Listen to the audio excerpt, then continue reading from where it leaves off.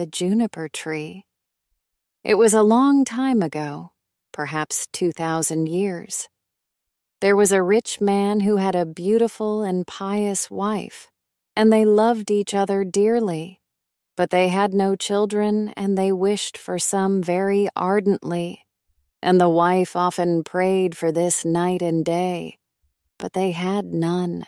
They had none. In front of their house was a yard in which there was a juniper tree. One winter's day, the wife stood under this tree peeling an apple, and as she was peeling the apple, she cut her finger, and her blood flowed into the snow. "Ah," said the wife with a deep sigh, and she looked at the blood before her and fell into a deep melancholy. "If only I could have a child who was as red as blood and as white as snow." And as she said this, her heart grew light again. She felt that it would come true. So she went back into the house, and when a month was past, the snow had gone, and 2 months, it was green, and 3 months, the flowers came up from the earth, and 4 months, all the trees in the wood crowded one another, and the green branches had all grown into a tangle. The birds sang there, and all the wood resounded with their song, and the blossoms fell from the trees. Then the 5th month was past, and the wife again stood under the juniper tree, where her heart leapt with joy, and she fell to her knees, quite beside herself with delight. And when the 6th month was past, the fruits became plump and firm, and she became quite still. And in the 7th month she reached for the berries and a tea her belly full. Then she became sad and ill. The 8th month went by, and she called her husband and wept and said, "When I die, bury me under the juniper tree." And she was quite comforted and glad until the 9th month was past. Then she bore a child, as white as snow and as red as blood. And when she saw him, she was so full of joy that she died. Then her husband buried her under the juniper tree, and he began to weep torrents of tears. After a while his tears abated, and when he had wept a little his spirits rose again, and a while later he took another wife. From the second wife he got a daughter, while the child from his first wife was a little boy, as red as blood and as white as snow. When the wife looked at her daughter, she loved her dearly. But when she then looked at the little boy, it cut her to the quick every time, and it seemed to her that he was always in her way, and she constantly thought about how she would divert her husband's entire inheritance to her daughter. Those thoughts came from the evil one.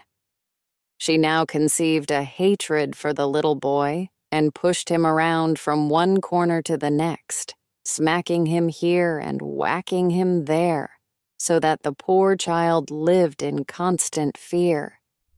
When he came home from school, he had no place where he could sit in peace. One day, the wife had gone into the box room when her little daughter also came in and said, "Mother, give me an apple." "Yes, my child," said the wife, and she gave her a lovely-looking apple from the chest. This chest had a large, heavy lid with a large, sharp iron lock. "Mother," said her daughter, "isn't my brother to have one too?" That irked the wife, but she did not let it show, saying, "Yes, when he comes home from school." And when she caught sight of him through the window, it was as if she were possessed by the evil one. Quickly taking the apple back off her daughter, she said, "You shall not have one before brother." Then she threw the apple into the chest and closed it. Now, when the little boy appeared at the door, she said to him very kindly, "My son, would you like an apple?" while giving him a look of pure evil. "Mother," said the little boy, "why are you giving me such a horrible look? Yes, give me an apple." "Come with me," she said, and she opened the lid. take an apple out yourself." And when the little boy bent down into the chest, the evil one guided her. Crash. She slammed the lid shut so the little boy's head flew off and fell among the red apples. Then she was suddenly seized with shock, and she thought in terror, "How can I possibly wash my hands of this?" And she went down into the parlor and took a white cloth out of the bottom drawer in the chest. She placed the head on the body and tied the neckerchief so that the severance could not be seen. Then she sat him on a chair before the door and put an apple in his hand. Soon afterwards, Marlene came to her mother in the kitchen. She was standing at the fire, stirring in a pot all the time. "Mother," said Marlene, "brother is sitting before the door and he looks very white. He has an apple in his hand. I asked him to give me the apple, but he didn't answer, and I felt quite horrified." "Go there one more time," said the mother, "and if he doesn't want to answer again, then give him a clip round the ear." So Marlene went off and said, "Brother, give me the apple." But he kept silent, so she gave him a clip round the ear and his head fell off. She was shocked and burst into a flood of tears, and she ran to her mother and said, "Oh, Mother, I've knocked my brother's head off." And she cried and would not be pacified. "Marlene," said her mother, "what have you done? But just be quiet, so no one notices anything. There is quite simply nothing to be done about it. We shall boil him in vinegar." Then the mother took the little boy, hacked him to pieces, put them in a pot, and boiled him in vinegar. Marlene stood by, weeping, and every one of her tears fell into the pot, so there was no need to add salt. Then the father came home, sat down to table, and said, "Where's my son?" The mother served him a big bowl of blood soup, and Marlene cried, completely unable to control herself. The father said again, "Where my son?" "Oh," said the mother, "he has traveled to his great-uncle's. He wants to stay there for a time." "And what is he doing there? He did not even bid me farewell. He wanted to go there and asked me if he could possibly stay 6 weeks. He's in good hands there, remember." "Oh," said the husband, "I am very sad, and it really isn't right. He should at least have bid me farewell." Then he began to eat and said, "Marlene, why are you crying? Brother will come back, for sure." "Oh, wife," he said next, "this food really tastes delicious. Give me more." And the more he ate, the more he wanted to have, and he kept saying, "Give me more. You're not to have any of this. I somehow feel it's all mine." And he ate, and threw all the bones under the table until everything was finished. Marlene went to her chest of drawers and took her best silk handkerchief out of the bottom drawer. She picked up all the bones under the table, wrapped them in the silk handkerchief, and carried them out the door, shedding bitter tears. She laid them in the green grass under the juniper tree, and when she had laid them down there, her heart felt much lighter all of a sudden, and she wept no more. Then the juniper tree began to stir, and its branches parted and then closed again, like a person clapping his hands for sheer joy. At the same time, a mist passed through the tree, and a fire burned through the mist, and out from the fire flew a beautiful bird. It sang so splendidly and flew high up into the air. And when it had gone, there was the juniper tree just the same as before, but the handkerchief with the bones had disappeared. But Marlene was really happy, as if her brother were still alive. So she went joyfully back into the house, sat down to table, and ate. The bird flew away, alighted on a goldsmith's house, and began to sing. My mother, she slew me. My father, he ate me.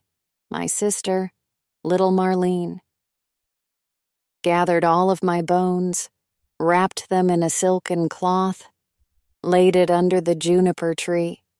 Peewit, peewit, what a handsome bird am I.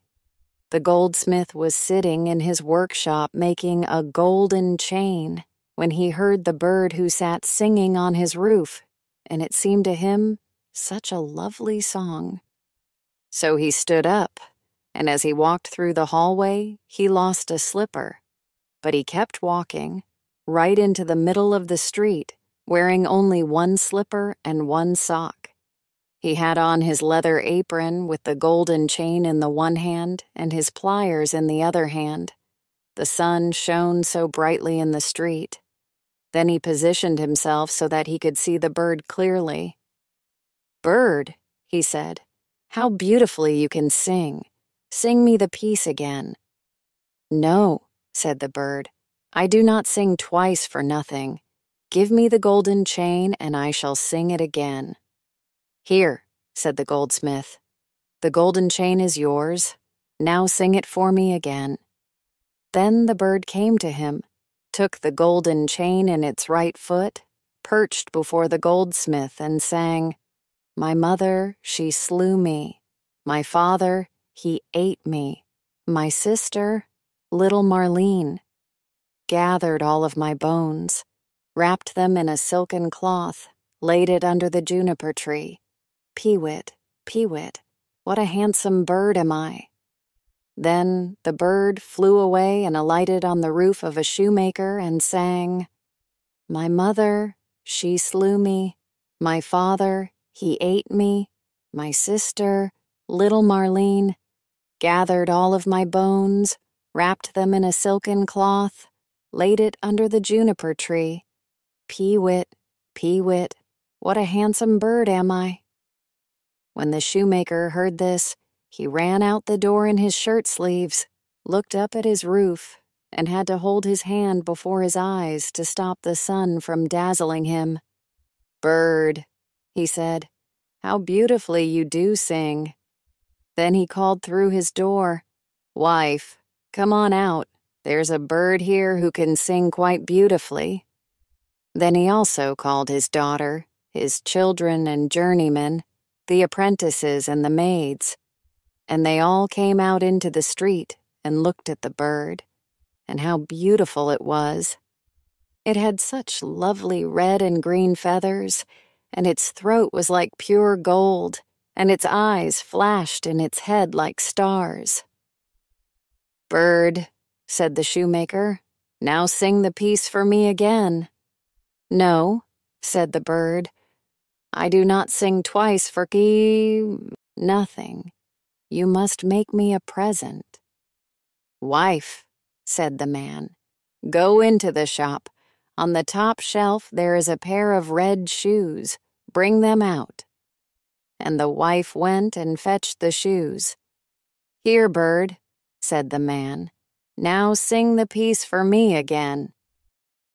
Then the bird came to him, took the shoes with its left foot, flew back up onto the roof and sang, "My mother, she slew me. My father, he ate me. My sister, little Marlene. Gathered all of my bones, wrapped them in a silken cloth, laid it under the juniper tree. Peewit, peewit, what a handsome bird am I." When he had finished his song, he flew away. He had the chain in his right foot and the shoes in his left, and he flew far away to a mill, and the mill went click, clack, click, clack, click, clack. In the mill sat 20 miners cutting a stone. They hacked hick, hack, hick, hack, hick, hack, and the mill went click, clack, click, clack, click, clack.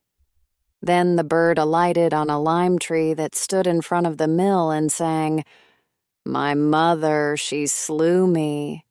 Then one miner stopped. "My father, he ate me." Then another 2 stopped and listened. My sister, little Marlene. Then 4 more stopped, gathered all of my bones. Now only 13 were still cutting, wrapped them in a silken cloth. Now there were only 7, laid it under, now only 5. The juniper tree, only one left. Peewit, peewit, what a handsome bird am I. Then the last miner also stopped, having heard only the end. Bird, he said, how beautifully you sing. Let me hear that too. Sing it again. No, said the bird. I do not sing twice for nothing. Give me the millstone, and I will sing it again. Indeed, he said, if it belonged to me alone, you should have it. Then the others said, if the bird sings again, it shall have the millstone. Then the bird came down, and all 20 miners lent a hand and raised the millstone with levers. And the bird stuck his head through the hole and put the stone on as if it were a collar. Then he flew back onto the tree and sang, my mother, she slew me. My father, he ate me. My sister, little Marlene. Gathered all of my bones, wrapped them in a silken cloth, laid it under the juniper tree. Peewit, peewit, what a handsome bird am I. When he had finished singing, he opened his wings, and with the chain in his right foot, the shoes in his left, and the millstone round his neck, he flew off to his father's house. In the parlor, the father, the mother, and Marlene were sitting at table, and the father said, oh, I feel so light-hearted and in such good spirits. Oh, no, said the mother, I am anxious, as if a heavy thunderstorm were coming. Marlene sat and cried and cried. Then the bird came flying up, and when it alighted on the roof, the father said, my heart is really full of joy, and the sun is shining so gloriously outside. I feel just as if I'm going to see an old friend again. Oh, no, said the wife. I am so afraid. My teeth are chattering in my head. I feel as if I had fire in my veins. But Marlene sat in the corner and cried, and had a handkerchief before her eyes, and she soaked the handkerchief with her tears. Then the bird perched on the juniper tree and sang, my mother, she slew me.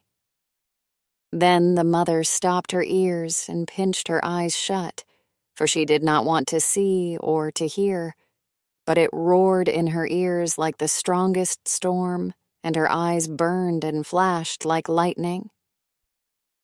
My father, he ate me.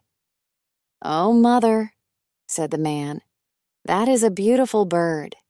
It sings so splendidly, the sun shines so warmly, and the scent of mayflowers fills the air. My sister, little Marlene. Then Marlene laid her head on her knees and wept unceasingly. But the husband said, I'm going out. I must see the bird close up. Oh, don't go, said his wife. I feel as if the whole house is shaking in a blaze. But the man went out and looked at the bird, gathered all of my bones, wrapped them in a silken cloth, laid it under the juniper tree. Peewit, peewit, what a handsome bird am I. And with the song the bird dropped the golden chain, and it fell exactly around the man's neck, just in a way that made it suit him very nicely. Then he went inside and said, Look what a good bird that is. It has given me this beautiful chain, and it looks so splendid. But the wife became so anxious that she keeled over, her cap falling from her head. Then the bird sang again, My mother, she slew me. Oh, would I were 1,000 fathoms under the ground, so I did not have to hear that. My father, he ate me. Then the woman fell down as though she were dead. My sister, little Marlene. Oh, said Marlene. "I will go out as well and see if the bird gives me anything." And so she went out, gathered all of my bones, wrapped them in a silken cloth. Then he threw the shoes down to her, laid it under the juniper tree. Pee-wit, what a handsome bird am I. And she became very happy and joyful. She put on the new red shoes and danced and skipped. Into the house? "Oh," she said, "I was so sad when I went out, and now I feel merry. That is really a splendid bird. It gave me a pair of shoes." "No," said the wife, leaping up, and her hair stood on end like flames of fire. "I feel as if the world is going to end. I'll go outside too. Perhaps my heart will become lighter." And when she walked out the door, crash! The bird dropped the millstone on her head, and she was squashed to a pulp. When the father and Marlene heard the noise, they went outside, and they saw smoke, flames, and fire on the spot. And when these had gone out, the little brother was standing there, and he took his father and Marlene by the hand. All three of them were now very happy, and they went inside the house, sat down to table, and ate.